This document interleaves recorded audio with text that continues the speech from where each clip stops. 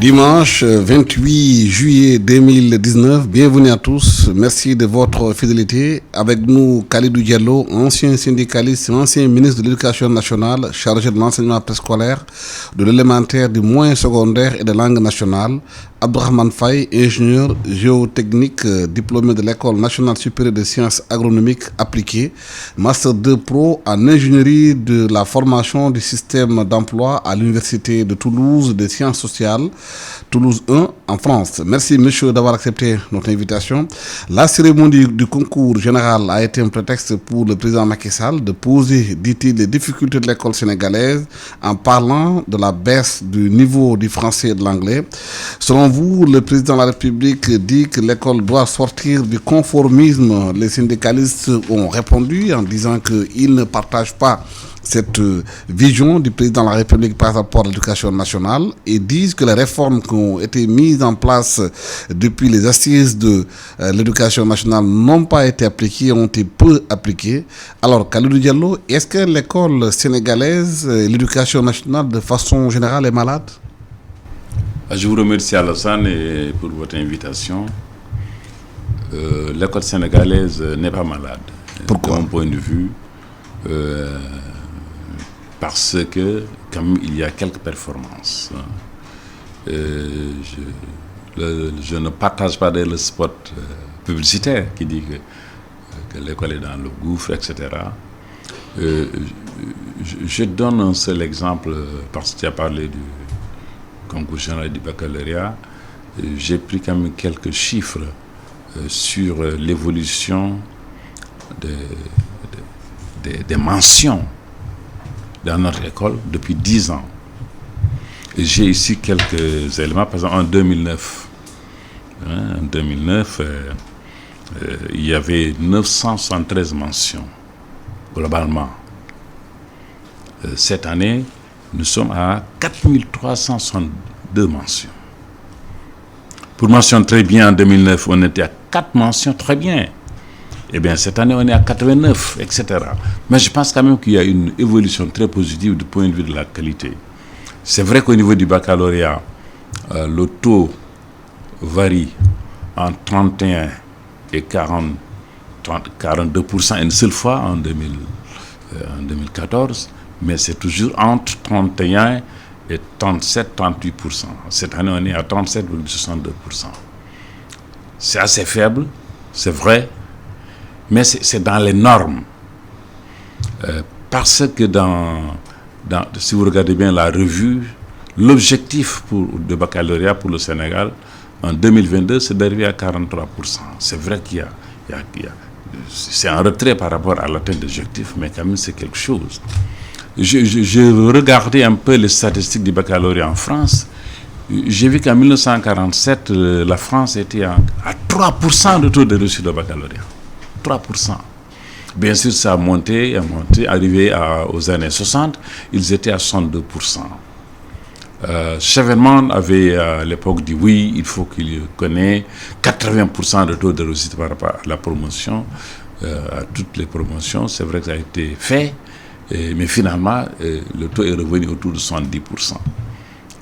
Alors, si je prends également le brevet, c'est à peu près le même niveau. Hein. Les taux varient entre 42, 45 et 52% l'année passée. Cette année, on est à 51%. Si je prends le CFE, le certificat d'études, c'est vrai que de 2008 à 2012, lorsque moi j'étais aux affaires, le taux de réussite de CFE est tombé de 70, 62, ensuite même 55%. C'était en chute. C'est parce qu'il y avait une ancienne méthode qu'on voulait modifier pour venir à l'approche par compétence, APC. Et à partir de 2013, lorsqu'on a commencé à appliquer l'APC, le taux est tombé à 33%, mais il est en train de remonter. 33%, ensuite 58%, 56%, 52%. Cette année, c'est pas encore c'est pas sorti. L'année passée, on était à 55%.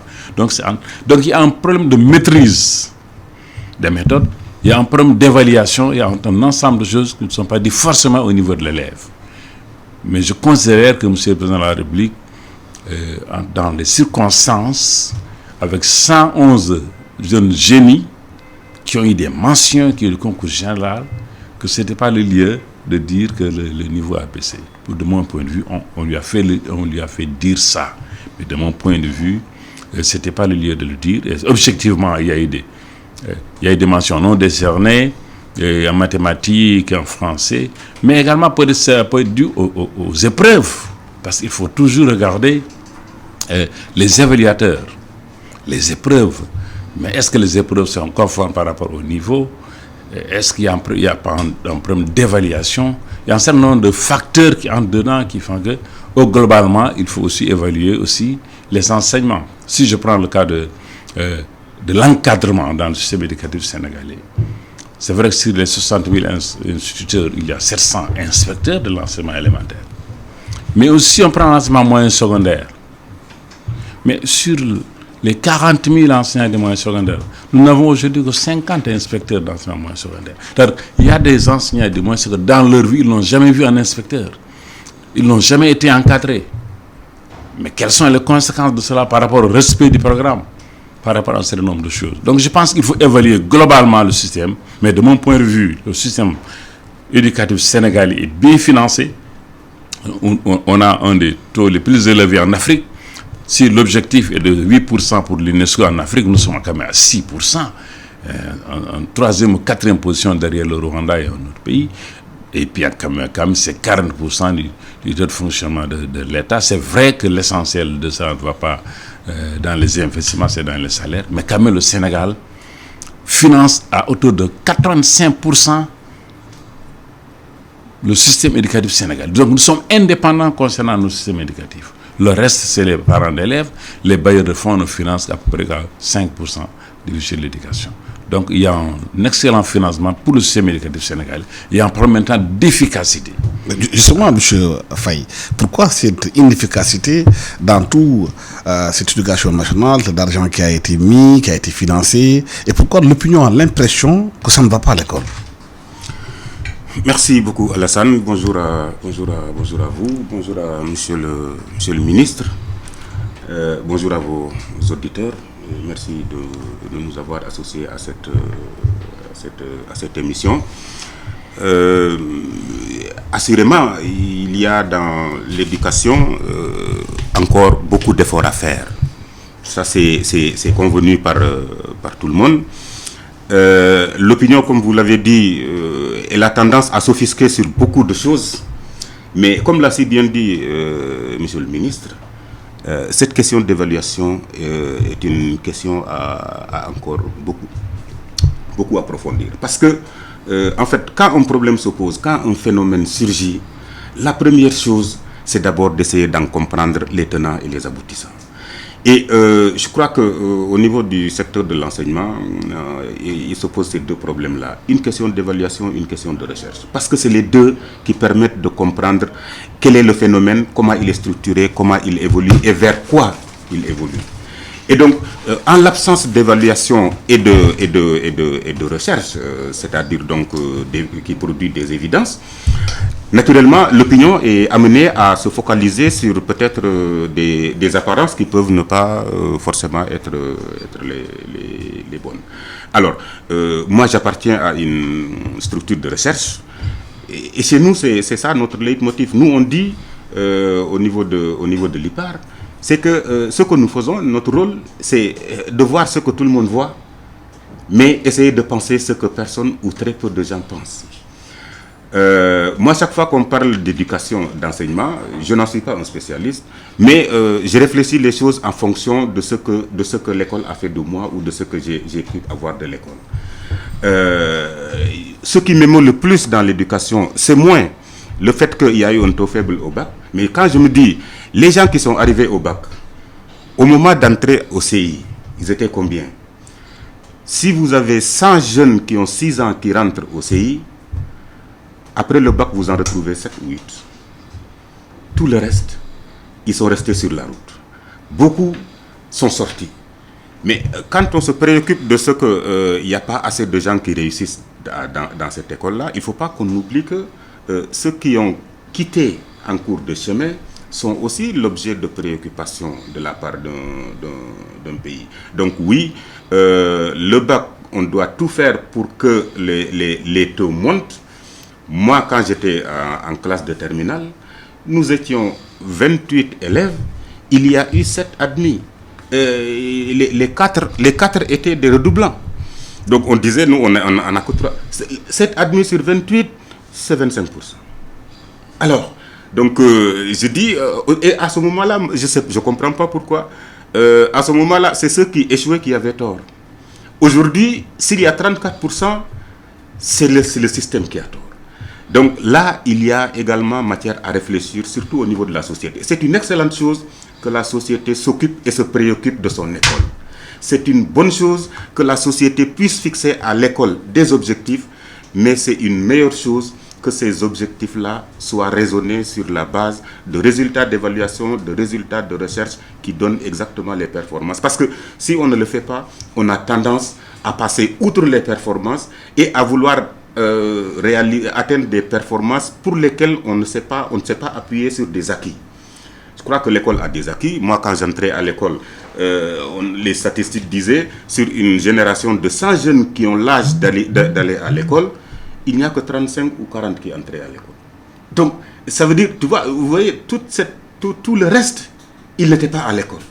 Mais quand mon enfant n'est pas à l'école, ni mon enfant, je m'intéresse pas à ce que l'école fait. Mais si l'école sert à quelque chose, il faut bien que tous les enfants aillent à l'école. Si l'école sert à quelque chose, il faut bien que tous les enfants qui vont à l'école, ils restent le plus loin possible. Et est-ce que ce travail-là, on est en train de le faire au niveau de l'éducation. J'estime qu'il y a énormément de cadres et d'experts au niveau de l'éducation. Mais moi, je le dis parce que je suis allé dans un pays qui s'appelle la Corée du Sud, où l'éducation c'est quelque chose de très sérieux là-bas. J'ai pris là-bas un indicateur d'éducation. Ils appellent ça le taux moyen éducatif. C'est-à-dire, si nous sommes dans cette salle-là, vous avez fait 18 années à l'école d'études, c'est-à-dire jusqu'au Master 2. Donc, le ministre a le doctorat, il a fait 21 années d'études. Moi, j'ai le bac, j'ai fait 17 années d'études, 13 années d'études. Si on additionne le nombre d'études de nous 3, on divise par 3, on tombe sur 17 années d'études. Et 17 années d'études, c'est bac plus 4. Et c'est comme ça que cette société mesure est-ce qu'elle est en train d'avancer ou de reculer en matière d'éducation. Et ils vous disent, ce que ça veut dire, c'est que si le pays était un individu qui est né, qui a grandi, qui a atteint l'âge d'aller à l'école et qui rentre à l'école, aujourd'hui le pays est au niveau bac plus 4. Au Sénégal, si on fait le même calcul, on tombe à entre 6 et 7 ans. C'est-à-dire, si le Sénégal était un individu qui est né, qui grandit, qui va à l'école, aujourd'hui, on est encore au niveau CEP ou 6e ou 5e. Donc, en matière d'éducation, nous sommes encore un jeune pays. C'est peut-être autour de ça, de cet enjeu-là, qu'il faut que les chercheurs se préoccupent et ressortent des évidences sur lesquelles les politiques doivent pouvoir travailler. Mais monsieur le ministre, est-ce qu'aujourd'hui, le système éducatif que nous avons au Sénégal permet de rendre le pays performant, le Sénégal? Il a évoqué le cas de la Corée du Sud qui a fait qu'aujourd'hui, que là-bas, l'enseignant est le mieux respecté en Corée du Sud parce que c'est une fonction éminemment respectée et qui permet de faire booster les élèves. Aujourd'hui, la Corée du Sud nous fabrique des Samsung que nous devons entre nos mains parce que les enfants sont performants. Est-ce que le système éducatif sénégalais est performant pour justement rendre le système performant pour donner des résultats probants? Oui, c'est vrai que la Corée du Sud est un modèle. D'ailleurs après la Finlande et les pays nordiques de façon générale. Et à l'époque d'ailleurs, lorsque j'étais aux affaires, nous avions négocié avec la Corée du Sud qui a créé une imprimerie là, qui est dans l'école Manguier. C'était pour donner au Sénégal l'autonomie pour pouvoir fabriquer ses propres livres, ses propres manuels, etc. Et c'est très important. Je suis tout à fait d'accord avec lui sur cette vision globale de l'éducation, c'est-à-dire, on discutait tout à l'heure, si la démocratisation de l'enseignement. C'est vrai que dans les années 95, lorsqu'on introduisait le volontariat, le Sénégal était à 54% de taux de scolarisation. C'est 35 ans, 36 ans après les indépendances. Et quand même avec, c'était sous Abdou Diouf, mais la décision d'élargir, de créer le volontariat, entre parenthèses, nous avions même porté plainte contre le gouvernement du Sénégal, mais quand même depuis lors, eh bien, le Sénégal a pris les taux par les cornes et a élargi le taux de scolarisation. Mais à un moment donné, on était à 94%, aujourd'hui on est à 86% de taux de scolarisation. Et bien sûr, le Sénégal il y a beaucoup de projets éducatifs sur les questions de qualité, pour faire en sorte qu'il y ait moins de redoublants, moins d'abandon, pour que suffisamment d'élèves restent au niveau du système. Mais est-ce que la démocratisation et l'élargissement est accompagné de qualité? C'est ça le problème fondamental. Est-ce qu'aujourd'hui, élargir très bien, que tous les Sénégalais puissent aller à l'école apprendre, mais est-ce qu'en même temps, la qualité demandée pour avoir de bons citoyens après, est-ce que cette qualité y est? Oui, justement, je t'ai dit que le PDF, le programme décennal qui a été pour 15 ans, c'était surtout pour faciliter l'accès. Mais quand même, avec l'arrivée des nouveaux pouvoirs, ils ont mis le paquet pour la qualité et la transparence du système éducatif. Et je dis, il y a beaucoup d'actions, beaucoup de programmes, beaucoup de projets qui travaillent à la qualité de l'éducation. Comment faire pour améliorer le niveau en lecture, comment faire pour favoriser le niveau en mathématiques, comment diminuer le taux de redoublement, comment de réduire le taux d'abandon. Et je dis globalement, on peut évaluer, il y a les chiffres existent, le taux d'accès à l'élémentaire, nous sommes presque à 100 et quelques % par an, le taux d'accès. Maintenant, le taux de maintien, avec les questions de redoublement, avec les questions d'abandon, ça existe encore parce que l'environnement scolaire a des difficultés liées bien sûr aux abris provisoires, liées aux problèmes de formation, liées aux conditions d'environnement, liées au manque de toilettes. Il y a beaucoup de choses qui abandonnent en cours de route. Et au niveau moyen secondaire, actuellement, on est en taux, je pense qui est autour de 40 et quelques %, et puis moyen secondaire, un peu plus de 30%. Je veux dire, globalement, nous avançons, mais nous sommes un peu en retard par rapport aux objectifs visés. Donc, globalement, je pense que le Sénégal fait des avancées au niveau du point de vue de notre système éducatif, au regard du nombre d'écoles, plus de 12 000 écoles primaires, plus de 1000 collèges, plus de 350 lycées, près de 100 000 enseignants, mais quand même c'est important, et puis avec un budget qui fait presque 6% de la production nationale brute et 40% presque du fonctionnement de l'État. Donc l'État fait des efforts et de mon point de vue, c'est une super priorité pour notre éducation.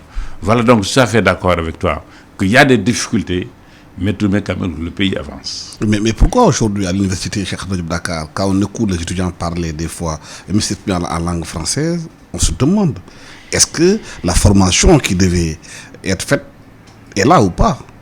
Oui.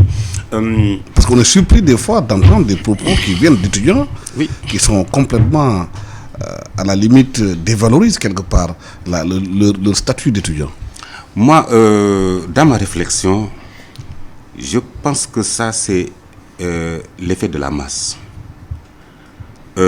C'est parce qu'aujourd'hui, il y a beaucoup d'étudiants dans les universités.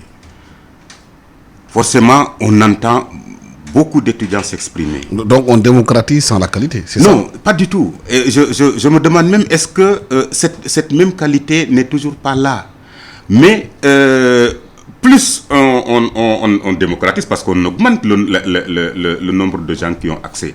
Mais quand on augmente le nombre de gens qui ont accès, on augmente le nombre de gens certainement qui sont excellents, mais on augmente aussi le nombre de gens qui le sont moins. Donc, à l'université, moi, parce que je travaille beaucoup avec les universitaires, je vois dans les universités des étudiants qui sont d'un niveau extraordinaire. Ils sont excellents. Par contre, je vois une grande masse, je me dis toujours, mais qu'est-ce qu'on peut faire avec ces gens-là? Moi, je suis au ministère de l'Agriculture. Je m'occupe de formation professionnelle agricole. Je travaille beaucoup avec les universités. Je reçois des jeunes qui sortent des universités, des établissements de formation et qui arrivent nouvellement affectés dans nos services. Je suis en général leur premier interlocuteur. Quand ils viennent me voir et que j'essaie d'écouter qu'est-ce qu'ils savent de nous, ce que nous faisons, mais voilà, dans la plupart des cas, quand ils savent même pas pourquoi ils sont là. C'est-à-dire ils sont là parce qu'ils ont un emploi. Mais ça, maintenant, c'est là où le système éducatif doit se remettre en cause. C'est là où l'opinion publique doit donner un autre mandat au système éducatif, qui n'est pas seulement que de dire il faut que les jeunes réussissent. Oui, mais il y a certains Sénégalais qui se demandent aujourd'hui est-ce qu'il ne faudrait pas supprimer le bac, parce qu'ils se disent que sur 15 159 300 candidats au bac en 2019, le taux de réussite était de 37,62%. Cela représente 59 876 bacheliers. Alors, que fait-on des 100 000 qui ont flanché?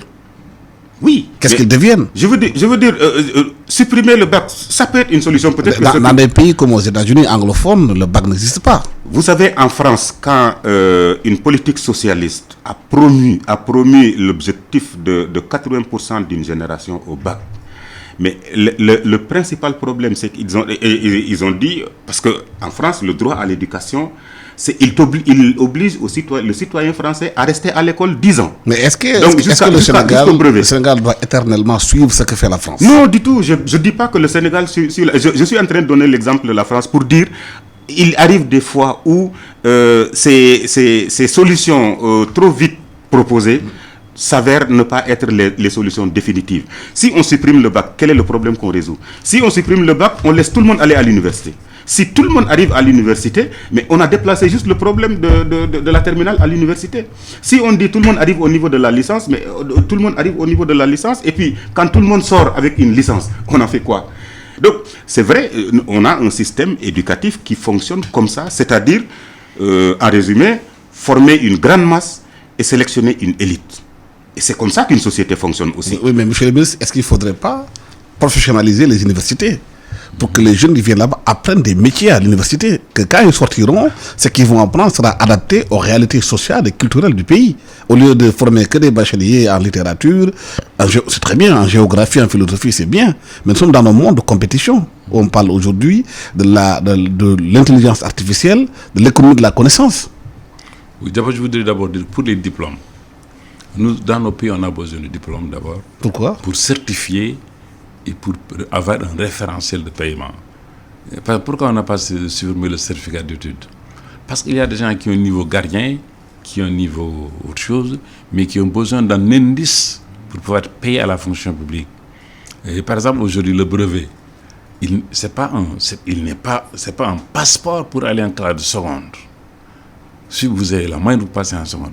Mais on maintient le brevet, parce que le brevet, c'est un diplôme non seulement qui est un indice à la fonction publique, mais c'est une référence pour faire des examens et concours d'autres choses. C'est la même chose pour le baccalauréat. Il faut réformer. La première baccalauréat, il faut réformer. On a réformé, par exemple, pour répondre à ta question. Mais on peut dire qu'au Sénégal, le baccalauréat n'est plus un passeport pour aller dans les universités. Pour aller dans les universités, si vous avez de moyens en terminale, vous passez. Comme on a fait au niveau des classes de seconde. Mais on n'est pas encore à ce niveau-là, parce que ça va être un débordement global, parce que vous savez que l'UNESCO demande qu'il y ait 2% d'étudiants pour des pays, dans les pays en voie. Mais on est à 14 millions, 15 millions de Sénégalais, mais nous sommes à combien d'étudiants au niveau de l'université?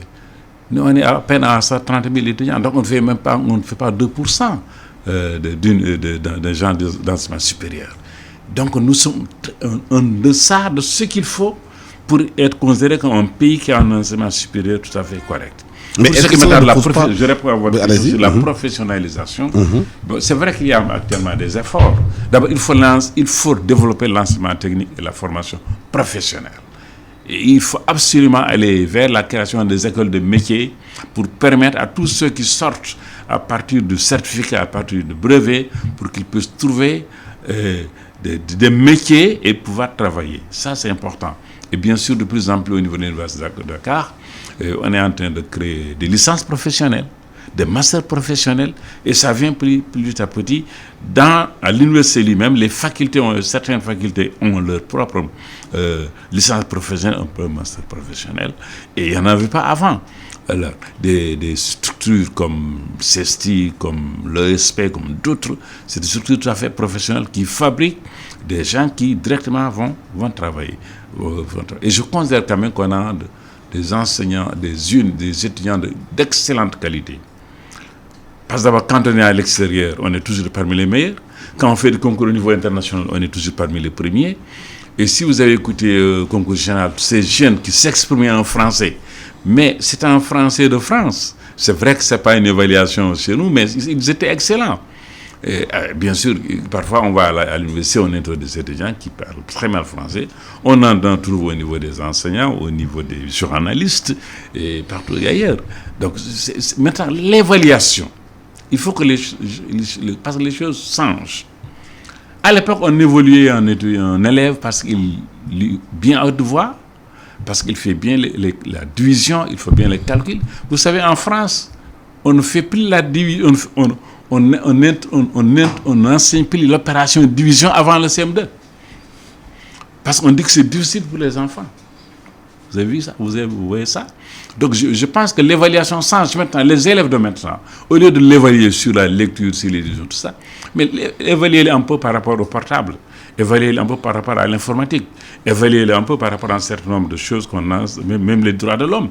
Donc, l'évaluation, on doit comparer ce qui est comparable. Mais si tu veux comparer à ton enfant par rapport à ton niveau de l'époque, alors que ce n'était pas les mêmes programmes, ce n'était pas le même contexte, vous vous trompez. Parce que ton enfant, il dépasse un certain nombre de choses. Donc, voilà, quand on dit que le système regresse, qu'il y a une baisse de niveau, mais je pense que là, les gens se trompent de référentiel. Je trouve que nous avons des élèves et des étudiants qui sont excellents, mais dans tout système, il y a toujours une élite, il y a toujours des gens qui sont faibles, il y a toujours des gens qui moins. Maintenant, un bon enseignement, c'est celui qui n'empêche pas au génie de s'épanouir, mais qui permet à ceux qui sont derrière, aux faibles, de remonter et d'être au niveau moyen. C'est ça un bon système éducatif. Et le contenu, la question du contenu de l'enseignement au Sénégal. C'est ainsi que ce qu'on enseigne à l'école aujourd'hui n'est pas adapté à notre réalité d'aujourd'hui, économique, culturelle et même sociale. Je suis de cet avis. Et c'est là où je ne sais pas comment faire pour que la société le comprenne bien et exerce une pression sur l'école pour que l'école évolue dans cette direction. Et ça, c'est différent du type de pression qui est exercée sur le nombre de gens qui passent au bac, etc. La professionnalisation, c'est lié. Et aujourd'hui, il y a un mouvement très dynamique au niveau des universités de création de formation professionnelle. Le gouvernement est dans une dynamique également de créer plusieurs structures de formation professionnelle, etc. Et là, je reviens toujours à la recherche. Il faut que quelque part une source éclaire ces choses-là. Parce que nous sommes dans une économie à 85% informelle. 85%. Vous savez, une économie informelle, c'est-à-dire c'est une économie où on ne requiert pas un diplôme pour exercer telle profession.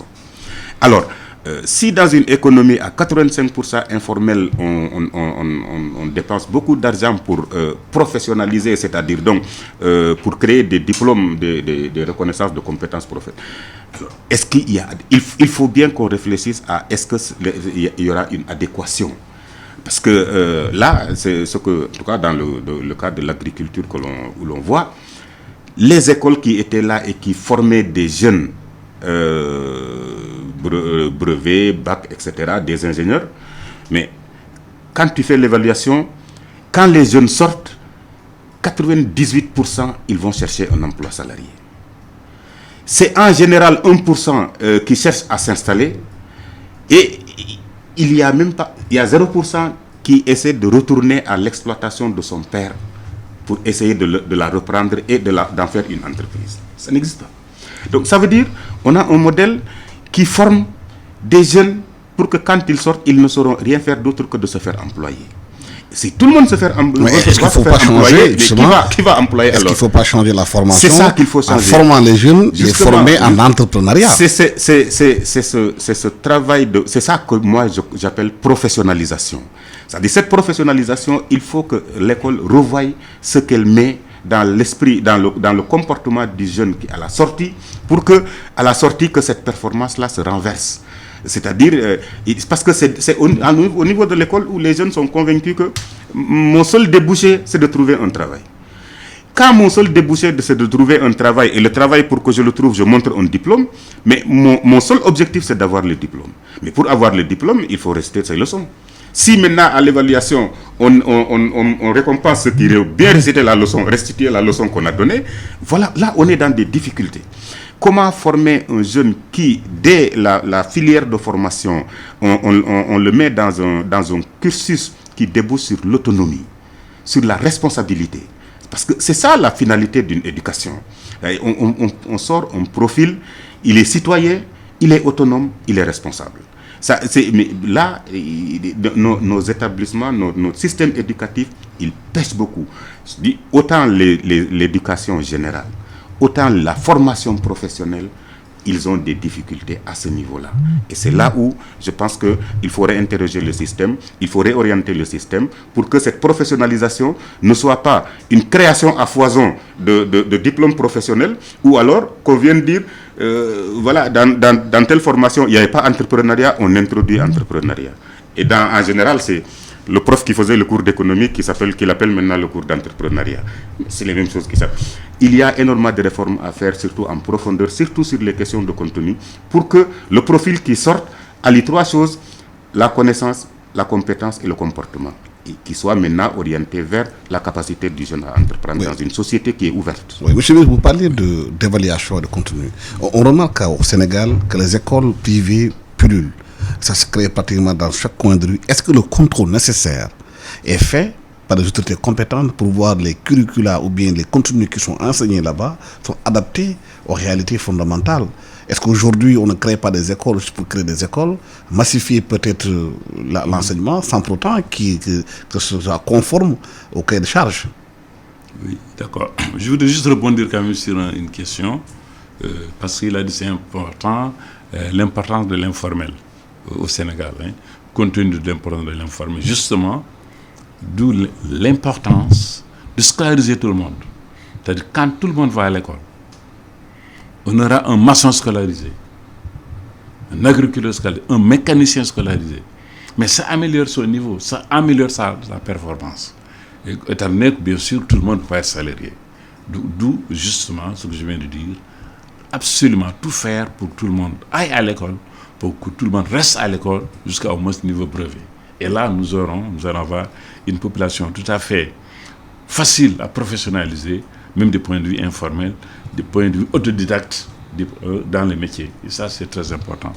Je voudrais également rectifier pour dire un peu par rapport également à l'application des assises de l'éducation de façon générale. Vous l'avez dit au départ, je l'avais omis. Je pense que vous savez que le paquet a été réaménagé 2018-2030 pour prendre en compte les assises, pour prendre en compte l'édition 2015 et pour prendre les EDD 4 depuis 2000 jusqu'à 2030, éducation 2030. Tout ça est introduit dedans. Donc dans le processus actuellement de notre système éducatif, on a bien pris en compte les assises et ENSHON et bien sûr l'UNESCO Éducation 2030. Enfin, pour répondre bien sûr à votre question sur l'enseignement privé. L'enseignement privé, c'est important au niveau du Sénégal. Je ne sais pas si vous vous rappelez que les États généraux de l'éducation en 1981 avaient dit qu'il faut travailler au dépérissement de l'enseignement privé en vue de l'enseignement public global. Mais bien sûr, la réalité des choses a montré autrement que le privé était nécessaire. Parce que le privé est majoritaire dans le préscolaire. Il est important dans le moyen secondaire, un peu moindre dans le primaire. Mais il y a des règles au niveau du privé. Parce que le Sénégal a pris des dispositions pour éviter ça. D'ailleurs, si vous regardez bien ce qui s'est passé dans le privé catholique, là où on introduisait voile et tout ça, si le Sénégal n'avait pas pris les dispositions, on allait avoir de gros problèmes. Parce que le Sénégal dit que dans la loi d'orientation de 1991, modifié en 2004, l'enseignement, qu'il soit privé catholique, privé laïque ou public, il doit être ouvert à tous les Sénégalais et ils doivent enseigner le même programme officiel. C'est pourquoi lorsque des gens ont voulu faire autre chose, c'est tout de suite le texte qui était là. Donc pour créer une école privée, il faut d'abord une autorisation. Et pour avoir cette autorisation, il faut remplir un certain nombre de conditions. Mais est-ce que les contrôles sont faits nécessaires? Oui, je suis en train d'expliquer que c'est fait. Il faut avoir une autorisation. Ça, c'est obligatoire. C'est vrai que dans la banlieue de Dakar, il y a beaucoup d'écoles qui ne faut pas les appeler les écoles privées, mais des écoles clandestines. Et ça aussi, c'est dû au fait que bien sûr, de défaillance de l'école publique et de l'école privée de façon générale. Mais dans les écoles privées qui sont là, qui sont autorisées, pour arriver au niveau de la reconnaissance, avec droit d'avoir des subventions et tout ça, mais il y a un contrôle là. Et là, les défaillances, c'est entre l'État, quand l'État autorise et quand l'État reconnaît pour des subventions. Et il y a bien sûr un dispositif qui fait que les écoles privées au Sénégal ont des problèmes pour les enseignants parce qu'ils n'ont pas la possibilité de recruter directement des enseignants qui sont formés. Généralement, ils occupent des enseignants qui n'ont pas de diplôme, mais qui, au finish, deviennent même plus efficaces. D'où la question de leadership et d'encadrement dans le système éducatif et à tous les niveaux. Et je pense d'ailleurs actuellement qu'avec les réformes, il est prévu que les écoles de formation sur l'école supérieure, la FASTEF, pour former des enseignants diplômés qui peuvent être à la disposition du privé. Il nous a également des initiatives dans le privé qui sont en train de former des enseignants pour le primaire et pour le préscolaire qui peuvent être à la disposition de l'école privée. Mais actuellement, ce sont les enseignants du public qui en fait font fonctionner l'enseignement privé. Et la plupart du temps, ils sont plus rigoureux dans le privé. Parce que dans le privé, tu es obligé de venir à l'heure, tu es obligé de faire un devoir ou 2 devoirs par mois, tu es obligé d'être d'évaluer et tu es obligé d'être ponctuel. Et ces mêmes enseignants qui sont ces exigences dans le privé et qui font de bons résultats, arriver dans le public, s'il n'y a pas un système d'encadrement, un système de leadership fort, comme j'ai donné l'exemple tout à l'heure à Yembel avec M. Sam, et je disais que Sam, il est dans un lycée de banlieue qui est mal loti, mais avec son leadership, avec son encadrement, il a un taux de baccalauréat cette année, un taux de réussite de 111%. Ça veut dire quoi? Que le leadership est important pour ces établissements. Je parlais également tout à l'heure du taux d'encadrement. Tout à l'heure. Et quand le taux d'encadrement est faible, surtout dans les lycées, sur plus de 1500 lycées et collèges, on n'a qu'une cinquantaine d'inspecteurs d'enseignement moyen secondaire. Mais comment on peut contrôler? On peut le faire. Tandis qu'au niveau du privé, le déclarant responsable et le responsable, ils sont là à contrôler. À 8 heures, ils sont devant la porte. Ils contrôlent qui entre, qui sort. Donc la question des enseignants de l'enseignement privé, il ne s'agit pas de faire respecter les programmes, mais plutôt c'est la question d'avoir des personnels propres à eux-mêmes, avec des salaires tout à fait corrects, avec la retraite, avec un certain nombre de choses. Et ça, c'est un problème pour les enseignants privés au Sénégal. L'autre question qui nous préoccupe, c'est l'immigration. On a constaté qu'aujourd'hui, la plupart des jeunes continuent à voyager, à se tuer dans la Méditerranée. Les Nations Unies ont sorti un communiqué en disant qu'il y a eu plus de 110 morts migrants qui sont perdus en Méditerranée.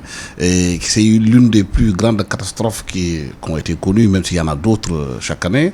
Les jeunes, de plus en plus peut-être moins médiatisés, prennent la route vers le Niger, d'autres prennent la mer. On en parle de moins en moins dans les médias, mais ces drames continuent. Et parmi ces jeunes, il y a certains peut-être qui sont sortis de l'école, qui n'ont pas pu aller jusqu'au bout. Et d'ailleurs, certains qui sont restés semblent être dans une situation difficile, ils ne peuvent pas s'en sortir, il y a des banditismes qui se développent.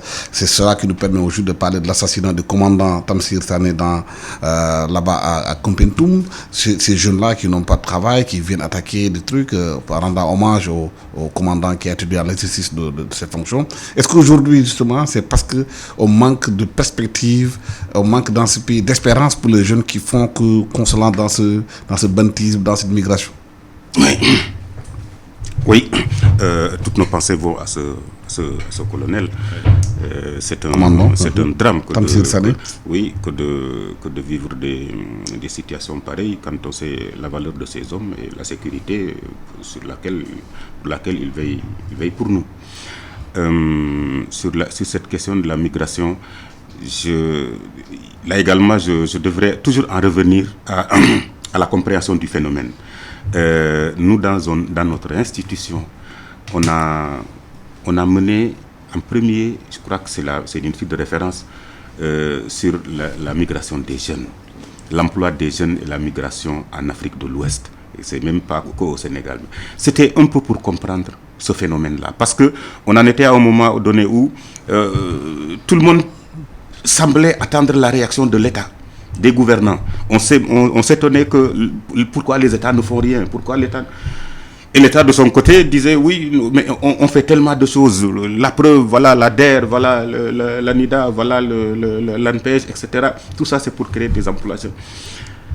Je crois que c'est un phénomène aujourd'hui qui interpelle toute la société.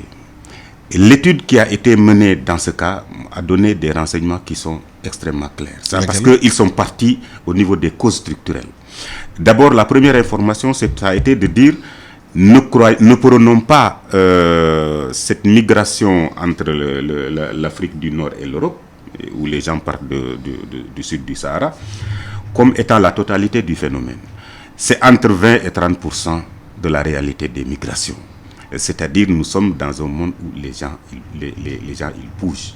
Donc, il faut bien s'occuper de ça parce que c'est un drame. Mais il faut bien comprendre qu'est-ce qui motive, qu'est-ce qui incite les gens à partir. Et là, si on les retrouve au niveau de la frontière ou bien au niveau des frontières européennes, quand on les recense, ils ont tous en général une origine du village, ou en tout cas beaucoup. Mais si on regarde les causes à ce niveau-là, et là, on ne peut pas dire que l'État n'agit pas. Parce que l'État et ses partenaires, il y a énormément d'initiatives pour essayer de fixer les jeunes dans ces terroirs-là. Quand ces jeunes-là quittent ces terroirs-là, il faut comprendre quelles sont leurs complaintes. Ils se plaignent de quoi dans ces terroirs-là? Ils n'ont pas de travail. Ben voilà. C'est tout. Donc, s'ils n'ont pas de travail, parce qu'ils ont cherché du travail au niveau du terroir, ils ont essayé beaucoup de choses en général. Beaucoup de jeunes t'ont dit, mais moi, j'ai même investi dans une charrette et un cheval, mais je n'arrive pas à le rentabiliser. Le transport ne paye pas beaucoup. J'ai investi dans un périmètre derrière ma maison. J'ai des problèmes pour avoir un marché, etc. Alors, mais là, si l'État doit intervenir à ce niveau, il faut que le jeune à ce niveau-là, il trouve un premier interlocuteur. Et à ce niveau-là, il est carrément sorti de l'étude qu'il faut une implication plus importante des collectivités territoriales pour essayer de développer des politiques locales qui sont orientées dans ce sens-là. Et maintenant, pour cela, elles reçoivent... Est-ce que l'État a mis à la disposition des collectivités les moyens? Oui, les moyens de le faire. L'État a vocation à mettre à la disposition des collectivités des moyens. Les collectivités ont la responsabilité de mobiliser des ressources supplémentaires pour répondre aux besoins, à la demande de leur population. Le problème, c'est on a encore des difficultés à identifier et à structurer des politiques qui répondent clairement à ces aspirations des populations au niveau local. Donc c'est là où du travail reste également à faire. L'État fait des efforts, les collectivités font des efforts. Il faut que, maintenant, l'autre élément qui est sorti, c'est nous sommes dans un contexte qui historiquement il est unique, il est inédit. Nous sommes la seule zone au monde qui est dans ce qu'on appelle une situation de transition démographique. C'est-à-dire où chaque année, il y a plus la population augmente. Au Sénégal, on dit c'est à peu près chaque année, il y a 500, 600 000 naissances, 250, 300 000 décès. Donc le différentiel, ça s'ajoute toujours à la population. On a vécu ici des moments où la croissance économique, c'était entre 1 et 2%. La croissance démographique, c'était aux environs de 3%. Ça veut dire, si on accumule ça pendant 2-3 ans, il faudra 10 années pour rattraper ça et ensuite maintenant le maintenir pour pouvoir progresser. Aujourd'hui, on est encore, malgré les efforts que l'on fait, aujourd'hui on est encore en train de combler des lacunes d'origine économique. Oui, donc là, il va falloir du temps Mais ce travail-là, s'il est bien compris, je crois que ce qui est en train d'être fait, c'est les actions à partir des territoires pour essayer de maintenir les jeunes à ce niveau-là. À mon avis, ça nécessite du temps, mais si on persévère, ça pourrait déboucher sur des résultats probants. Monsieur Ce ne le sera ministre, pas du jour au lendemain. les jeunes continuent à partir malgré les discours qu'on leur tient, parce que chez eux, localement, ils n'ont tout pas de travail. Ils ne trouvent pas des moyens de s'épanouir. Il faudrait bien qu'ils partent pour vivre. Oui, d'abord, je voudrais à mon tour, bien sûr, présenter mes condoléances à la famille, commandant, Tamsir, rendre hommage aux forces de sécurité du Sénégal. Ils sont très professionnels. Et je pense qu'ils vont les retrouver. Ils sont très professionnels. Notre armée et notre police. Je suis très fier, en tout cas, d'être sénégalais quand on parle de cette sécurité-là. Et maintenant, pour ce qui est de la question des migrations, il y a d'abord, bien sûr, un aspect mirage. Un aspect mirage, comme moi je suis du Fouta, et je me rappelle bien des chansons à la Fendo, Djangadano, cet imaginaire qui font que... Mais pourquoi ne pas créer cet imaginaire ici? Pourquoi? Ne pas créer cet imaginaire au Sénégal. Oui, justement. Il n'y a plus de mirage à l'extérieur. Je suis en train de te raconter des faits. Je dis qu'il y a ce mirage que l'Europe, c'est le paradis terrestre, que tout y est. Et ce qui fait que même chez toi, même si tu as le minimum, tu préfères aller ailleurs. Et nous avons vu des familles qui ont vendu des bœufs, des mères de famille qui ont vendu leur parure, leur or, leur argent, et d'autres qui ont mis des millions pour partir. Alors que ces moyens investis au Sénégal auraient pu donner des résultats. C'est à cause, en partie, de ce mirage. Et ça, c'est très important. Et je pense également que ce que nous venons de dire, c'est-à-dire scolariser tout le monde, tout ce qu'on appelle talibé, là, tous ces enfants de la rue, tout ça. Mais tout ça, ça aboutit à ce qu'on sait aujourd'hui, ça aboutit au banditisme, à un certain nombre de choses. Donc il faut une éducation, une formation professionnelle d'insertion pour mettre tout le monde dans les conditions, bien sûr, de travailler et d'être tout à fait normal. Mais est-ce que l'État a mis les moyens, justement, pour le faire? Mais ça demande des moyens. L'État a mis les moyens parce que l'État, c'est le but. L'État, d'abord, c'est la volonté politique. L'État, c'est le budget. Mais l'État, c'est la création des écoles et des établissements. L'État, c'est l'orientation. Mais l'État a mis tout ça et est en train de renforcer tout ça à la fois. La question de l'immigration, je dis que c'est vrai que c'est extraordinaire parce que, d'abord, comme il vient de le dire, combien de Sénégalais sont en Gambie? Combien de Guinéens sont au Sénégal? Combien de Sénégalais sont en Afrique de façon générale, en Côte d'Ivoire, au Gabon, jusqu'en Afrique du Sud et partout dans le monde? 80% des migrants. Nous ne sommes pas seulement qu'en Europe. Mais c'est cette partie Europe-là qui pose problème. Et c'est vrai qu'il y a des drames. Et ces drames-là, je pense que les Européens, ils sont responsables. Comment peuvent-ils bloquer les frontières et confier à la Libye, il y a sans aucun État, la possibilité justement de prendre ces gens-là et de les rapatrier? Je pense qu'il y a une grosse hypocrisie de l'Europe sur ces questions, parce que d'abord, c'est eux qui créent des crises dans ces pays, de façon générale. Ils créent des crises, les populations sont dans une impossibilité, d'abord c'est la sécurité avant, et ces gens, ils émigrent en masse et ils veulent aller là-bas, ils veulent les bloquer. Donc là encore, je pense qu'au Sénégal, oui, nous faisons partie de ces immigrés-là, mais quand en nombre, les pays en conflit, et les pays fragiles et les pays en guerre sont beaucoup plus représentés que le Sénégal. Dans notre pays, je pense, aujourd'hui, il est tout à fait possible, avec l'agriculture, avec un certain nombre de projets, avec la pêche, avec beaucoup de choses, il est tout à fait aujourd'hui au Sénégal d'investir et de gagner de l'argent. Mais il y a toujours le mirage de l'immigration. Ce mirage-là, tant qu'il est là, les gens connaissent toujours à partir. Or, actuellement, la première génération d'immigrés, mais c'est fini, la plupart sont à la retraite. Il y a les enfants de ces immigrés, la deuxième génération qui sont là-bas. Mais ils en voient de moins en moins. L'objectif peut être de faire en sorte que ces enfants qui sont devenus français, dans la politique française, qu'ils travaillent à investir au Sénégal, mais à réinvestir en Afrique. Donc, à terme, je ne dis même pas à long terme, à moyen terme, cette immigration vers l'Europe, de mon point de vue, va s'arrêter structurellement. Voilà, le temps que nous est imparti malheureusement terminé. Je remercie mes invités, les ministres Khalidou Diallo, ancien syndicaliste, ancien ministre de l'Éducation nationale, chargé de l'enseignement préscolaire, de l'élémentaire, du moyen secondaire et de langue nationale. Abdourahmane Gaye, ingénieur, Abdel Faye, ingénieur géotechnique, diplômé de l'École nationale supérieure des sciences agronomiques appliquées, master 2 pro en ingénierie de la formation des systèmes d'emploi à l'Université de Toulouse, des sciences sociales de Toulouse 1 en France. À la technique, Aliou Diassé, à la caméra Mafalfal, au micro Alassane Sambo Diop. Excellent dimanche à tous.